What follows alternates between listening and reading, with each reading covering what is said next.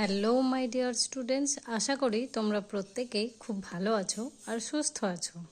আজকে তোমাদের বইয়ের 47 পৃষ্ঠা বের করবে। আজকে আমরা পড়ব নবম পাঠ। তো চলো দেখো কি আছে, প্রত্যেকে বই আঙুল দেবে আর আমার সাথে বলবে। বৃষ্টি নামলো দেখছি, সৃষ্টিধর ছাতাটা খুঁজে নিয়ে আয়, না পেলে ভারী কষ্ট হবে। কেষ্ট শিষ্ট শান্ত হয়ে ঘরে বসে থাকো, দুষ্টামি করো না, বৃষ্টিতে ভিজলে অসুখ করবে। সঞ্জীবকে বলে দেব তোমার জন্যে মিষ্টি লজেন জুস এনে দেবে। কাল যে তোমাকে খেলার খঞ্জনি দিলাম, সেটা হারিয়েছ বুঝি?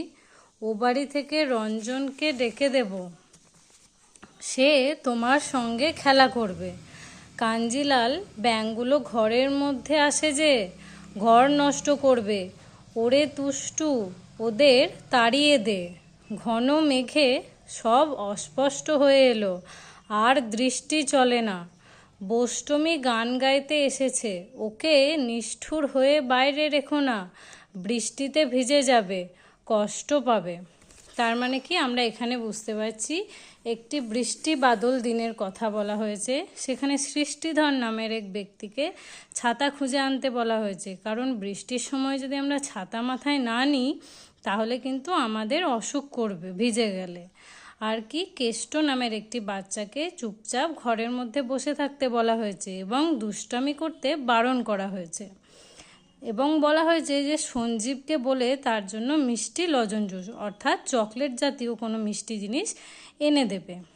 আর কাল যে খেলার খঞ্জনি দিলাম, খঞ্জনি কথার অর্থ হচ্ছে করতাল। এখানে একটা খেলার সরঞ্জাম হিসাবেই ব্যবহার করা হয়েছে। তার খেলার সঙ্গী হিসাবে রঞ্জনকে পাশের বাড়ি থেকে ডেকে দেওয়া হবে। আর চারিদিকে বৃষ্টি হলে আমরা দেখতে পাই ব্যাঙের উৎপাতও খুব বেড়ে যায়। তাই ব্যাঙগুলো যদি ঘরের মধ্যে ঢোকে তারা ঘর নষ্ট করে দেবে। সেই জন্য তুষ্টুকে বলা হয়েছে ওই ব্যাঙগুলোকে তাড়িয়ে দিতে। আর আকাশে এত মেঘ করেছে যে সব অস্পষ্ট অর্থাৎ আবছা হয়ে যাচ্ছে, সব মেঘে দেখাই যাচ্ছে না কিছু, দৃষ্টি চলে না, মানে সব কিছুই যেন মনে হচ্ছে অন্ধকার। সেই সময় বোষ্টমী এসেছে গান গাইতে গাইতে ভিক্ষা করতে। যারা হরিনাম গেয়ে ভিক্ষা করে তাদেরকেই বলা হয় বোষ্টমী। তাই ওকে বাইরে দাঁড় করিয়ে রাখতে মানা করা হয়েছে।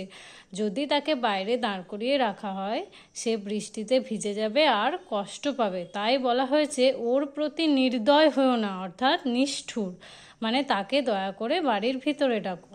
তো তোমরা এখানে প্রত্যেকেই বুঝতে পারছো উঁয়ে বর্গীয় জয়ে আর মধ্যাহ্নস্বয় টয়ে যোগের শব্দ বেশি ব্যবহার আছে। তোমরা বানান সহ পুরো পাঠ্যাংশটি খুব ভালোভাবে রিডিং পড়বে, আর অর্থগুলো তোমাদের আমি পরে ছবি তুলে পাঠিয়ে দেব। সে অর্থগুলিও তোমরা বাড়িতে ভালো করে মুখস্থ করবে। পরের দিন ক্লাসে তোমাদেরকে এগুলো করানো হবে। তোমরা প্রত্যেকে ভালো করে রিডিং পড়বে আর অর্থ পড়বে, সাথে বানানগুলোও মুখস্থ করবে। তাহলে চলো আজকের মতো ক্লাস এখানেই শেষ করছি। Tata, have a good day.